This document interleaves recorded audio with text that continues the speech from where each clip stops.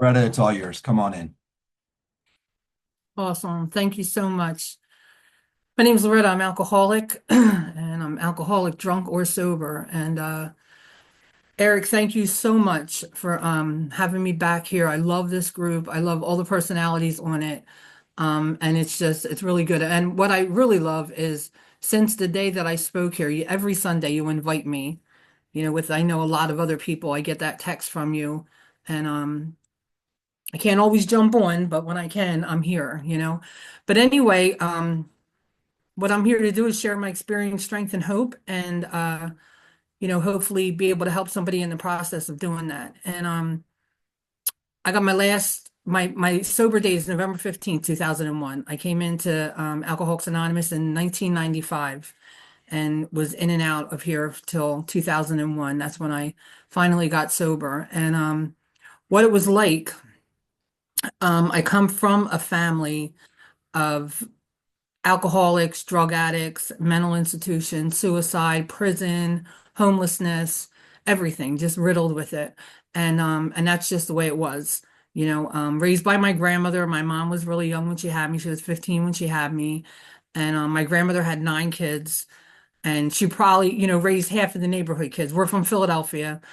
Fishtown is where my family's from. It's a little on the side of Kensington. And my grandmother took me, she probably had custody of me way before I was even born, and that's just the way it was. I remember like, even like a very young child, I just remember that disconnect, a lot of the common things that we all feel, that disconnect. I felt like the piece of the puzzle that just didn't fit anywhere, and my family was very loving. It was a big family, very loving, but also my grandmother like had that iron fist, and whatever she said, it was. It's just the way it was. And she had 6 boys and 3 girls.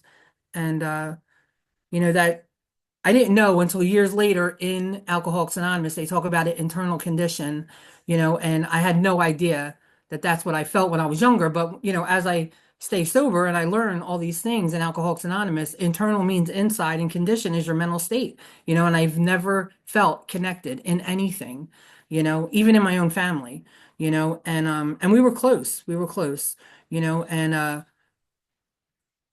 there was a lot of things, in my childhood that I can go back to now. I know a lot of people say like I'm not alcoholic because this happened, I'm not alcoholic because this happened, but I do believe that my thinking was conditioned from a very young age. I do believe that. Um, I'm alcoholic because when I pick one up, I can't put it down. I just can't stop. But I remember, just different things like, my grandmother like telling me, I share this a lot, my grandmother telling me go into the kitchen and get the green bowl, and I would run to the kitchen to find this green bowl. And I remember thinking in my head, like, I better find the green bowl because if not, I'm going to hear how stupid I am, how dumb I am, how lazy I am, and all that. And that echoed in my ears forever, and that's just the way I grew up, I remember being exposed to a lot of things as a young kid, ashtrays full of stuff, this and that and everything. And we left Fishtown when I was 7, and we moved up to a smaller town outside of Philadelphia, and we lived up there, and that's where my grandmother raised me at. I moved up there when I was 7 years old. So like I said, she had 9 kids. So a lot of, those people in Fishtown that my family grew up with, they would all come up there. It was like an acre of land, a small house in the middle of nowhere, and they would have all these like keg parties and,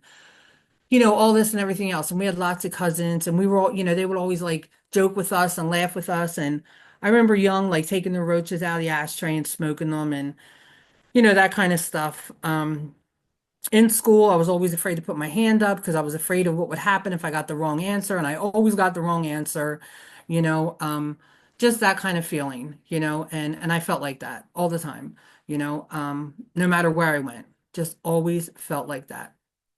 I really don't know what I picked up first because everything was open. I mean, every single thing was open in my house and very accessible.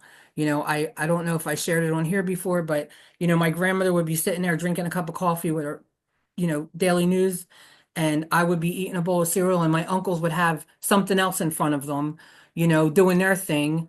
and that was okay. That's just the way it was, nothing wrong with it at all.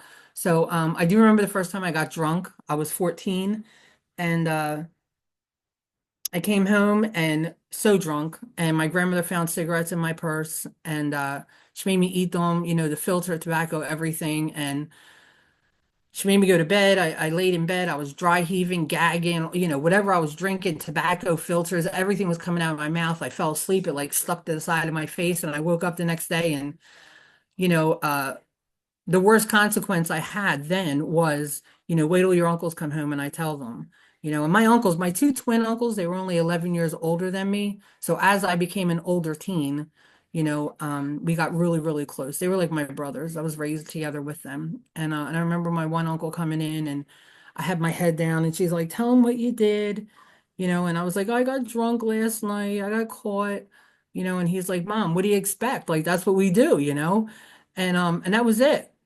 The consequence I had was I had to sleep in my own puke, and I'll tell you what, from 14 on, like all through my teenage years and my early 20s, I had a blast drinking. I had so much fun drinking. I was a small country town, we used to drink a lot in fire hall parking lots and pickup trucks and roller skating rink, or, my grandmother would drop us off and give me money, and we would go behind the roller skating rink and smoke pot and drink wine and, do what 14, 15, 16-year-old kids, boys and girls do and all that. And you know, when I would go to school, when I was in class, like Monday through Friday, I was always the introvert. Like you know, was quiet and I stayed to myself. I got bullied a lot in school because I was a big girl. I had a gap in between my teeth. My name was Loretta, and I got bullied a lot, and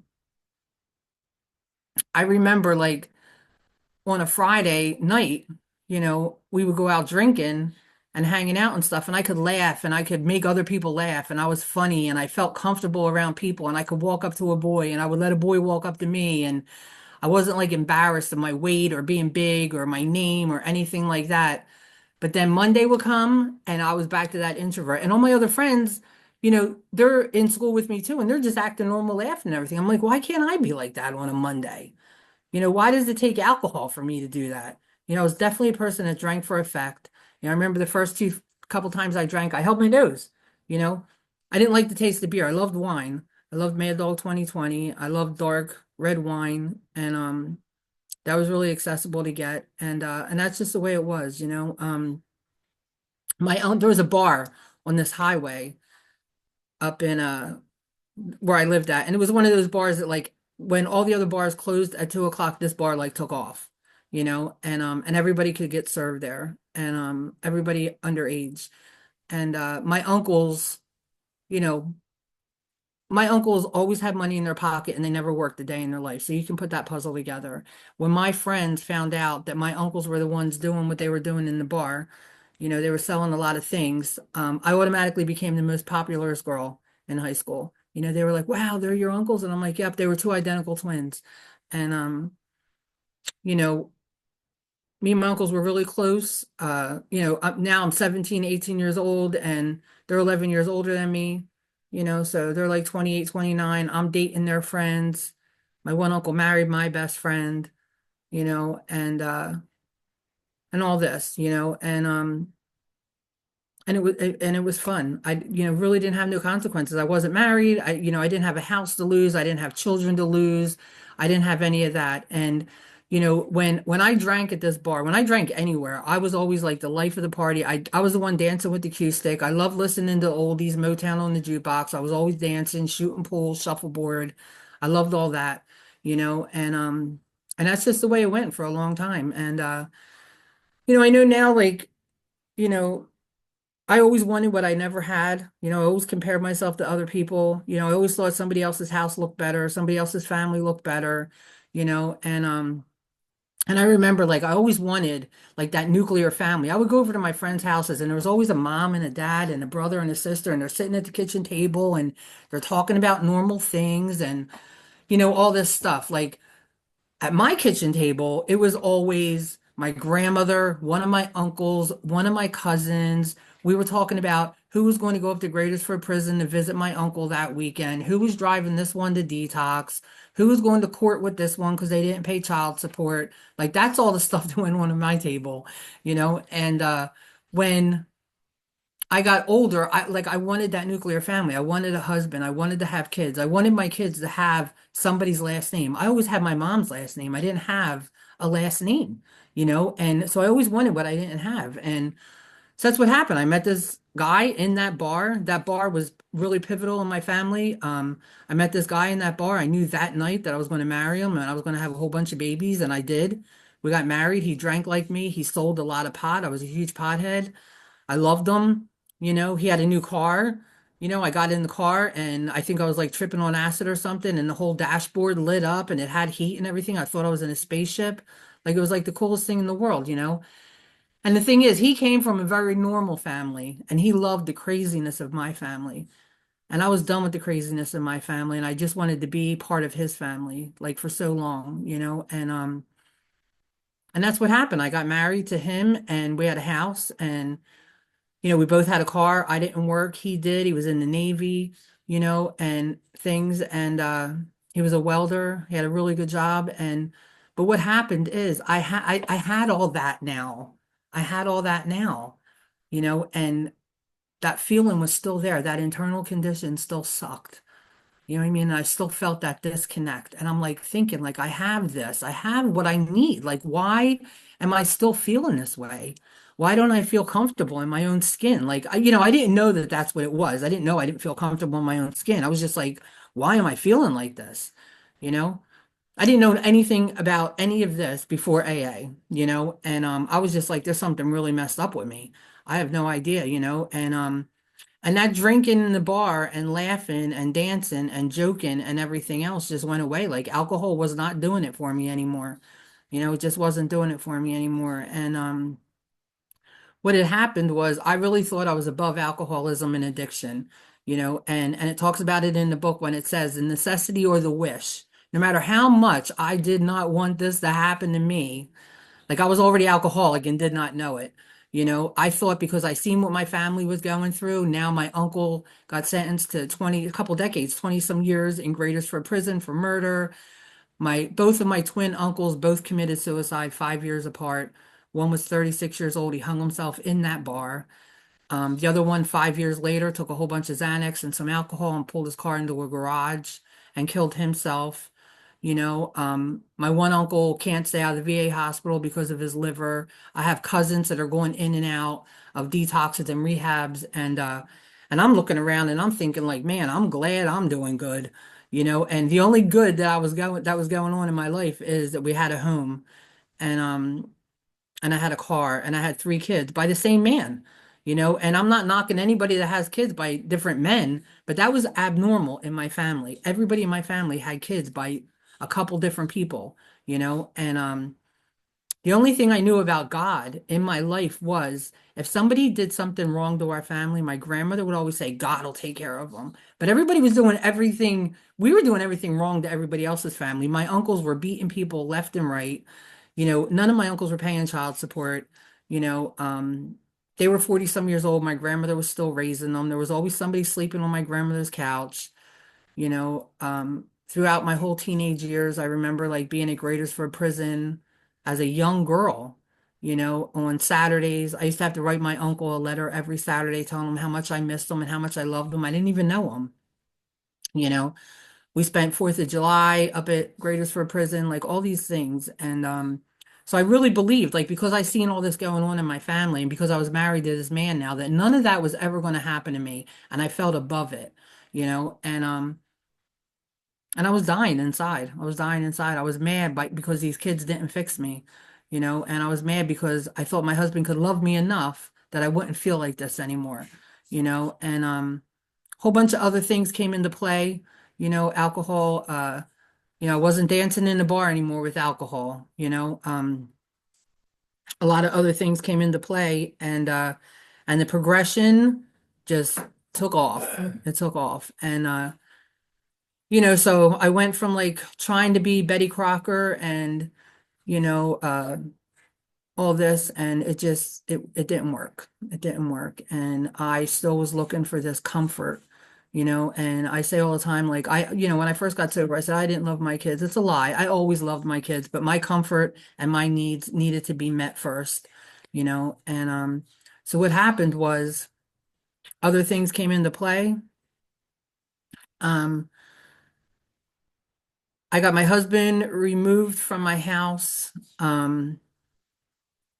I remember I got him removed from my house. I lied. I got a protection from abuse order against him, and because I couldn't live the way I wanted to live with him around anymore. And I got a protection from abuse order against him, and I said that he hit me and that he has to leave, And but what I failed to realize was when he left, the kids stayed with me, and I'm like, now what do I do?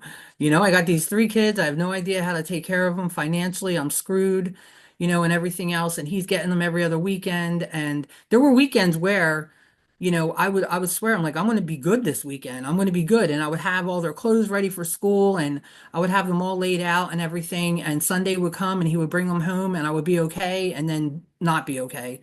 And then there were other times where on Sunday I would call him and say, like, don't bring the kids home. I'm not, I can't, I don't know what to do with them. And he's like, Loretta, don't do this. I got to work tomorrow. I'm like, I don't know what to tell you.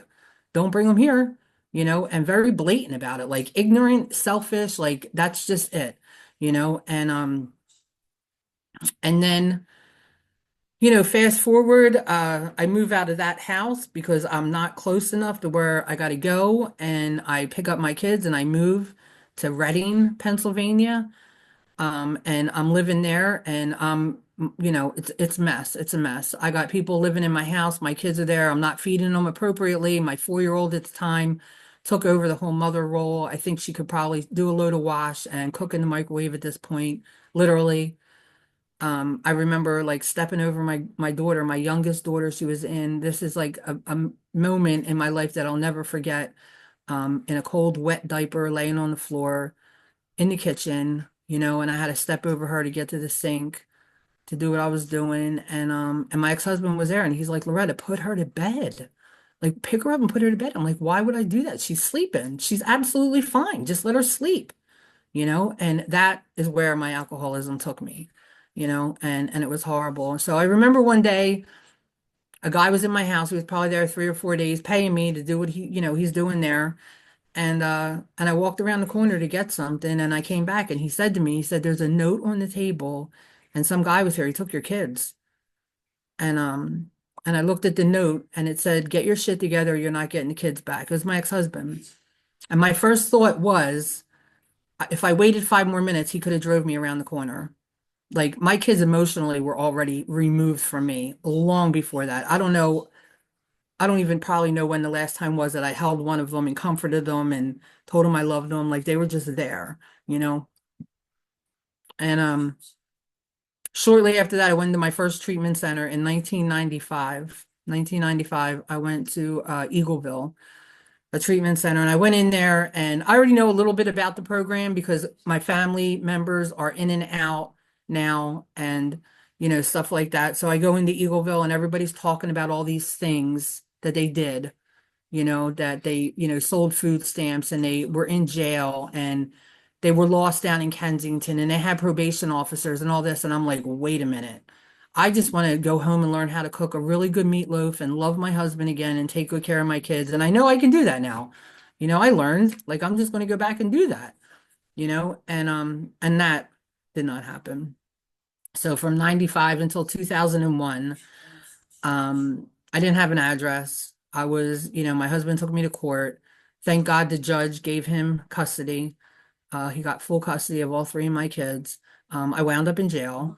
I wound up down in Kensington, um, full-blown addict at this time, and sold everything I owned. Um, I remember saying like I'm done with my family. I don't want nothing to do with them anymore. They were done with me way before that, but I was still trying to like set the rules and do all this. And so just bouncing in and out of places. I would go into a recovery house and I would manipulate my way out of there. or I manipulate my way to stay in there. I learned really quick how to beat a urine. Like I said, I wound up in jail. I remember being in jail and talk about the mental obsession. I'm in jail. My kids are coming in. I'm in a county jail, small county jail. My kids are coming in. It's behind glass. They're putting their hands up on the glass, dancing, Mommy, we love you, blah, blah, blah. And my husband would cry. And he's like, Loretta, I just want you to come home and be a good mom and this and that. And I'm like, I'm done. I'm in jail. Like, I'm not doing this anymore. I can't do this anymore. And I meant that with every fiber of my being. And I would go back to my cell and I would pray at night and I'm like, please, like, I just don't want to do this anymore, and the moment they left me out, right? My mom's there, my stepdad, my grandmother, my husband, my three kids, they have balloons. They're like, we're going out to dinner, Yahoo, all this and everything else. And 2 minutes before I walked out that door, I swore up and down I was never, ever, ever going to drink again. Never. The minute I seen them and my kids are holding on to my legs and everything, I'm like thinking in my head, how can I get away from them? How can I leave this right now? My kids are like holding on to my pant legs. We go out to dinner and I'm sitting around, I'm not paying attention to anything. I'm thinking, how can I get $10? I'm gonna steal it. Somebody's gonna lend it to me. I don't know how I got that $10, but 5 minutes after we got there, I got $10. And I said, excuse me, I gotta go to the bathroom. And I went to the bathroom and they didn't see me for months. My nose was running, my eyes were tearing, I was shaking, my stomach was in knots. And them kids pulling on my legs in those last 7 months of begging to get out of jail meant nothing. Absolutely nothing. It was just gone from my existence. And I wasn't around for a few more months after that. And that's just the way it went.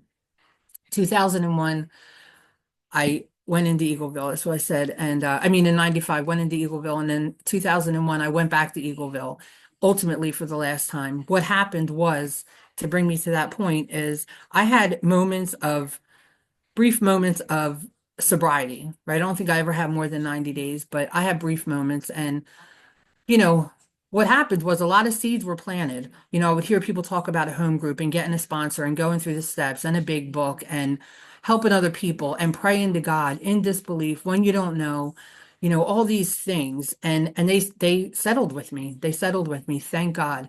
And I knew how to do a lot of things. I knew how to get sober. I had no clue on how to stay sober at all. And what happened was this wasn't my worst physical bottom this last time. Emotionally, I was screwed, but I did have to move back up to Berks County. I was now in Philadelphia and I had to move back up to Berks County and I did with this guy and I would have to go in front of the judge and I had to move into their school district. I had to have rent receipts, paper signed from AA, a work pay stub, all these things. And I would go in front of the judge and I would say, here's all these things. I pull out my little folder. My ex-husband's over there. I'm looking at him like, you're such a jerk off. I can't believe you did all this to me, and I'd have this folder with all my stuff. And I'd say to the judge, here, I have all this stuff. Like, I'd like my kids back now. And he's like, but you didn't give me a clean urine. And I said, but I have all these things now. Now I can get sober, you know? And it never worked. It never worked. I've done that numerous times. It never worked. So this particular day on November 15th, 2001, my son came by the apartment. It was furnished on a Tuesday. This was like a Thursday. It was empty. I seen him. I kind of ducked because he wasn't allowed in my apartment. I didn't want him to see me. But he came in. He came in. Now he's 11. And he said, where are you going? I said, I'm going to the hospital. I have headaches. And he's like, Mom, when are you going to stop hurting us? And so all these things that were planted seeds in my head, I went into the kitchen and I just looked up and I said, God, please help me stop hurting my kids. I didn't say get me sober. I knew how to do that. I didn't say get me into a treatment center. I knew how to do that. I didn't say find me a sponsor. I knew how to do that. I said, help me stop hurting my kids, and when I tell you this blanket of willingness just like engulfed me, it just like totally just filled my whole soul and being at that moment, And when I tell you I wanted to be sober so many times, I know now wanting it is not enough. I know that I can never, ever, ever search for that white, bright light. It's going to be God's grace that's going to come into me and, divine intervention. I could have searched for that white light forever and ever and ever, and it wasn't meant to be found. It was meant to just be put in me by God. I tried to play God for so long, and I tried to rearrange the story so many times. And so that day, if you would have asked me that day, like how long you staying sober, I would have said forever. I know now it's a day at a time, but that was it. There was a feeling that came over me that I never ever had before, and my life changed immediately. And there were so many things that happened in that first year of my sobriety. The obsession was removed from me very, very early. I used to have to get up. I went back into this recovery house that I was in numerous times before, and I did everything in that house. I robbed, I stole pocketbooks, I did things to get my rent paid, like a lot of things. And I had a horrible, horrible history of being in that house. And they took me back. God's grace, right? They took me back. God's perfect timing. They took me back. And I was back. And I was in this house. And they gave me a number of a girl that was going to sponsor me. And they said, this girl's going to sponsor you. And I'm like, Maria? And I'm like, she's sober? And they're like, yeah. Me and Maria used to get high together and we got sober together in 95. She stayed sober. I didn't. So I was like, all right. So I call her. I call her and I was like, Maria, this is Loretta. She's like, I know. And she said, they told me you were going to call me. She's like, what are you going to do this time, Loretta? And I'm like, I have no idea, Maria. And she's like, I know your track record. I know what you do. I know your motives. My whole thing was when I went into a recovery house, I needed to find a job, a room for rent, and a man. That was it. And she said, like, I know what you do, and she said, what are you willing to do? And I said, whatever it takes. And she told me to open up to 12 and 12. She said, the last paragraph of step one, as willing to listen as the dying can be. I said, that's where I'm at. I became an automatic yes person. Like, no matter what anybody said to me to do, yes. The desperation of a drowning man. Don't ask questions. You know what I mean? If somebody's willing to save you and put your hand out to you, don't ask questions, and I didn't. I didn't. And I went over to her house. And when I tell you, I went over to her house, I knocked on the door. Maria was like real thug, like in your face and everything. And when I went over to her house, I knocked on the door and she was different. She was different. It was definitely a Bill and Ebby moment. She was different. Everything about her was different. The gleam in her eyes, she smelled different. She embraced me. She gave me a hug, and I told her, I said, Maria, I said, I don't get the spiritual part of this program. She's like, that is the spirit, the program. She's like, it's a spiritual program. There isn't a get spiritual program. She said, we're spiritually sick people, and she said, if you're willing to do the work, I'm here to help you. And I went over to her house every Saturday. Went over to her house every Saturday and we started doing the work right out of the big book. And I started helping other women in the recovery house after I went through my steps, and people were telling me, your sponsor's crazy. Who is she? What are you doing? You don't even have 4 months sober, blah, blah, blah, and everything else. But I just kept saying yes, and the obsession was removed really early in that house. I was a waitress. I had to wake up at 5 o'clock in the morning. It was dead center, right in the middle of everything. It was in Kensington. And I could walk out the door and go to my left and go to the cop house where I used to go, or I could go to the right and go to work. And every single day, I mentally struggled with this. And it was just spiritual warfare in my head. And I didn't really want to tell Maria, because I thought, like, if I go around, and I'm already planning it out. I'm like, I'm going to go around there. I know how to beat a urine in this house. It's the simplest thing to do, and I'll be fine. I'll be able to make enough money to do this, and every day, and I would cry going to work. And then finally one day I told her, so Maria, I can't do this. Like, my head is messing with me. And she said, Loretta, ask God to direct your thinking every morning before you walk out that door. I'm like, okay, Maria, I'll do it. And I did it and it still wasn't working. And I thought, like, this isn't going to work, And then one day I'm on the bus and I'm driving down to Center City, Philadelphia to go to work. And I just start laughing out loud, like the movie The Joker. If you ever seen that, you see the Joker on TV, like on the bus, just like laughing out loud. That was me. I started laughing out loud and I thought, you know what?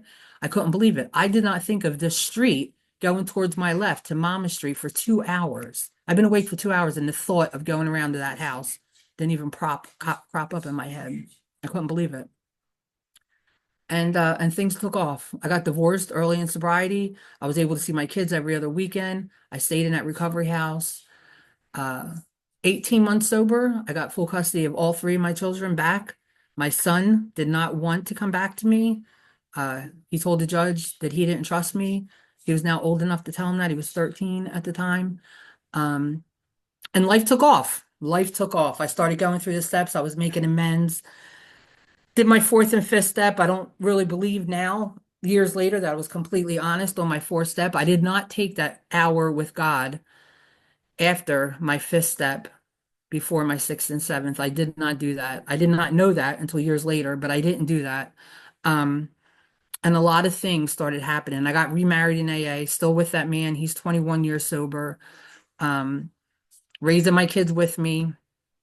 I went back to school for a little bit, very involved in AA. I was every single year of my sobriety, I've been an officer of a group or, GSR, intergroup rep, something like that. And, taking commitments, doing H&I commitments, sponsoring women, um, just living the best life that I possibly could. And that internal condition started to heal and I started to feel better. And this relationship with God started to develop. And it was slow at first. And when it happened, every time I went through something so trying, it just grew and it grew and it grew. And I made a ninth step amends with my mother, who was first on my list because I never had any maternal connection with her ever in my life.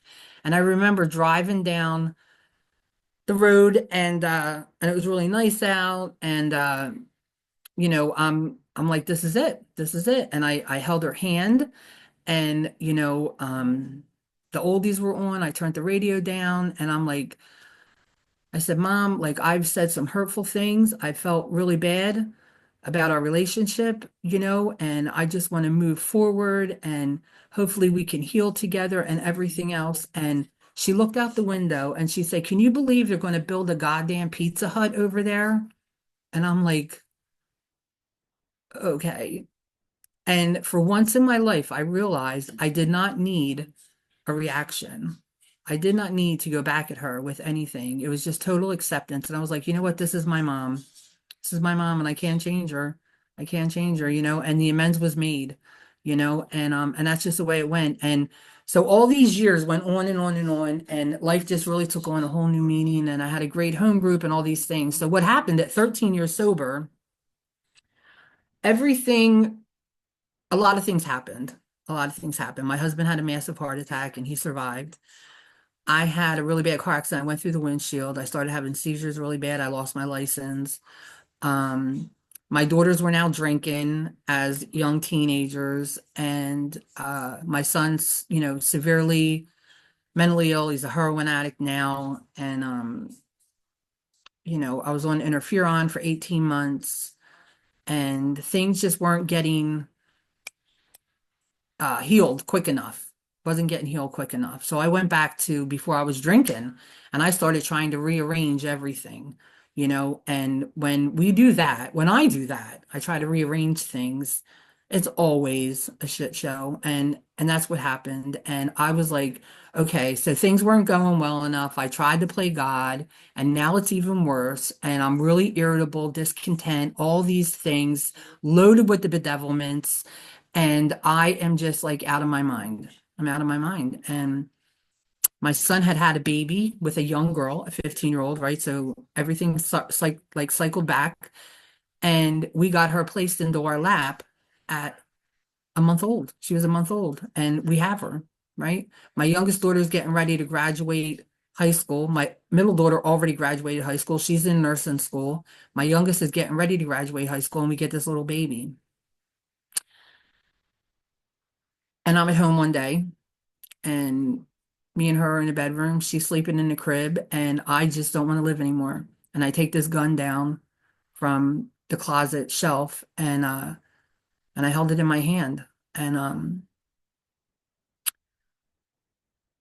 I just didn't want to be here anymore, and God's voice is a real small whisper, it's a small whisper, but the devil's voice is really loud, and the devil screams at me like, you're no good, nobody likes you, blah, blah, blah, blah, blah, blah, and all the other things, and I listened to God's voice and I said, is this where I'm at right now? And the thing is, if that would have been a completed suicide, my family, it would have just been like, oh, well, that's just the way Otzels go out. You know what I mean? Like it wouldn't have been a shock at all. It would have been just a normal occurrence, seriously. But I heard this little voice say, no, it was God's voice saying, no, you're not there. And I put the gun back. But what happened was I became very untreated in Alcoholics Anonymous. The big book went out the window. God went out the window. I didn't sponsor anybody for 6 years. I showed up in AA, but with an attitude and just so angry and just so resentful and so confrontational and mean, just a mean person. And I was getting thrown out of business meetings. I don't say that for, some people laugh at that. It was just a horrible thing. And that's untreated alcoholism. My kids were afraid of me. I thought my husband was going to leave me. He had to take care of the baby. You know, I lost a lot of friends in AA. Uh, I just was no good. It's just no good. And what happened was 18 years sober. Um, I was down the shore with my whole family, my daughters, my son, my mom, my husband, the babe, my granddaughter, and my daughters drink. My daughters are very successful women. They're both married, they're both nurses, they both have children, one's pregnant again. And but they drink. They drink. But they don't drink alcoholically. And I see all this alcohol in and out of the house, like, the refrigerator's full of it and everything. And I wanted to drink. I wanted to drink. I wasn't obsessing over it, but I wanted to drink. And I was mad. I was mad that I could never drink with my daughters. I was like, I got sober when they were young. I'm never going to be able to have a drink with my daughter. Who cares? But I cared and it bothered me. And COVID happened and Zoom happened and I got a new sponsor. And I needed help. I needed help. People will come up to me and they're like, what are you doing in AA? You're putting your hand up and just crying and complaining, and you're not talking about a solution and you're not helping anybody and all this stuff. And I'm like, screw you, mind your own business. Like, I'm not hurting anybody. The same thing you do when you're drinking. You know what I mean? I'm not hurting anybody. Leave me alone, and I did that. And so I met up with this girl on Zoom, and she said to me, like, what's your prayer life like? Who are you praying to? I'm like, I don't pray. I ask God in the morning. I thank him at night. Like, I don't know, And she's like, are you helping anybody? I'm like, no. I said, who, listen, I would go to a meeting, I'll put my hand up and I would cry and complain and just talk all this crazy stuff. And somebody would come up to me afterwards and they would say, can you sponsor me? I want what you have. And I'm like, what? Are you kidding me? Like crazy.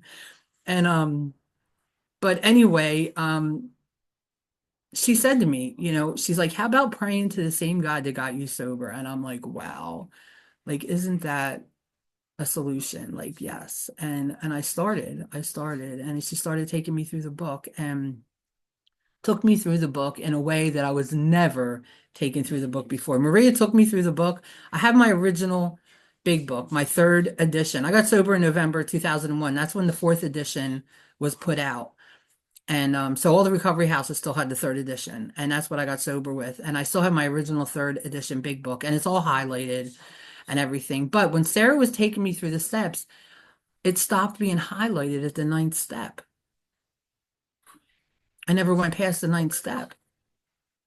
And so I want to tell you something. 18 years sober, I thought a 10th step was something you did at nighttime. I would hear people in the room say, I'm going to go home tonight and do my 10th step. I'm like, me too. Right? Because everybody else said it. Why not me? You know, the 11th step, I had no idea what an 11th step inventory was. None. I thought the 11th step was St. Francis prayer. None whatsoever. I knew how to help people, but I didn't know how to take somebody completely through the 12 steps of Alcoholics Anonymous. And thank God I didn't drink. Thank God I didn't drink. Thank God I didn't blow my head off, and I started going through the steps with her. And the first two things that she asked me, she said, I want to ask you two questions. And I said, okay. She said, are you willing to go through all the 12 steps with me? And I said, absolutely. She said, and when we're done, are you willing to take another woman through all 12 steps with you? I said, absolutely. And we started working. I started making amends. This time I can make financial amends. My sponsor told me there's no hope in the first step. I said, what are you talking about? She said, our life's unmanageable and we're powerless. She's like, where's the hope in that? She said, the hope comes in the second step. The third step, it was just a decision for me. It's not even, the third step, she told me that there's no third step prayer. It's a declaration. She said that amen comes after the seventh step. You know, the fourth step was very thorough, very honest, very humbling. I spent 3.5 hours in my car with her doing my fifth step. I spent time with God after my fifth step. My sixth and seventh step were simple prayers. She told me, and when she broke it down, root and branch, the things that can be seen and the things that can't be seen. You know, um, the eighth step list I had from my fourth, never burn your fourth until you're finished with your eighth. My ninth step, I was able to make a lot of financial amends this time because now I'm not living in a recovery house waitressing, so I was able to make a lot of ninth step, financial amends. My 10th step, she used to tell me that I would pause and reload. She's like, you got to pause and pray, and she showed me what a proper 10th step was. And it's not a completed 10th step until, I turned to help somebody else. She said, call somebody and talk to them on the phone without mentioning yourself or anything about you. I was like, wow, that was hard, and I started learning how to do a nightly inventory with her. And the 12th step, she taught me, she said, somebody's not going to get sober because of their first step. They're going to get sober because of your 12th step and God, and it just made so much sense to me. And I did all this work with her, and life started taking on a whole new meaning again. My husband didn't want to leave me. My daughters came over my house. My son was in and out of mental institutions and jail and being homeless on the street, active heroin addict. My granddaughter we adopted in court. We adopted her in the same courthouse that I lost custody of my children in, right? Some things only happen in AA. They only happen to people like us, and that was one of them. Um, and life was just really, really good. Relationships were being repaired. My sponsor told me to always stay in the 80s and you never have to go back to the 50s. The promises versus the bedevilments. I tried every day to do that. And things were just like really, really taking off. And then December 30th, 2022, I got a call from the county coroner's office that my son died from heroin, fentanyl, and xylazine overdose. And the first thing my sponsor said to me was, thank God you did the work. And I heard there was a couple on here last week, and the girl said that something was coming up. And, she said that she had no idea that this was coming up. I don't know if they're on the meeting tonight. But she had no idea that this thing was coming up. But thank God that she was prepared for it, and I related to that. I was like, yes, thank God. Like, thank God we do the work, because you never know when you're going to need it. I need it every day, good or bad, and I got a little bit, I didn't get a little bit. I got a lot of anger towards AA. I got a lot of anger towards God. I started going back to church. I knew that that relationship needed to be healed. My son lived 32 years on this earth, and his simple prayer is what helped me get sober, so um, but thank God I did the work. And before that, he was sober for 7 months. The last time I saw him, he was sober. He was at our house. He didn't know he was in the last 30 days of his life. None of us know we're in the last 30 days of our life.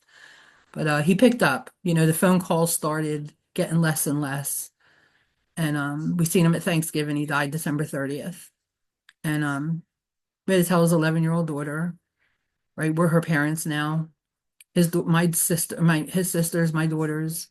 Um, I had a fifth step planned my sponsor was getting ready to, we were getting ready to do her fifth step. And I called my sponsor and I was like, listen, I said, I have, so-and-so's fifth step to listen to next week. I said, can you listen to it for me? And she's like, no. She's like, I'm not her sponsor. You are. And I'm like, Sarah, my son just died. I said, I can't listen to her fifth step. And she's like, do you want a drink? And I'm like, no. She said, then you have to listen to her fifth step. And I'm like, seriously, Sarah? She's like, seriously. She's like, that's between you and God. She said, but if I were you, I'd listen to her fifth step. And you know what? for 3, almost 4 hours, I didn't think about the death of my son, you know? And it was a beautiful thing. But my life today is I miss my son dearly. Um, I have 3 grandchildren, one on the way. I have a beautiful job. I work down in Kensington. I work down in Kensington where I got high, where I got sober at. I just got my certification for a certified addiction practitioner. I got a really good job. Me and my husband enjoy being together. I love being at home. I love Alcoholics Anonymous. I love my church. And when things get really crazy, I know that God is here. He's in my heart. He surrounds my life. Um, and things aren't always good, but they're beautiful. Beautiful catastrophe. But I'm so grateful. I hope I touch somebody's heart tonight. I hope nobody ever loses any hope in Alcoholics Anonymous, and that's all I have.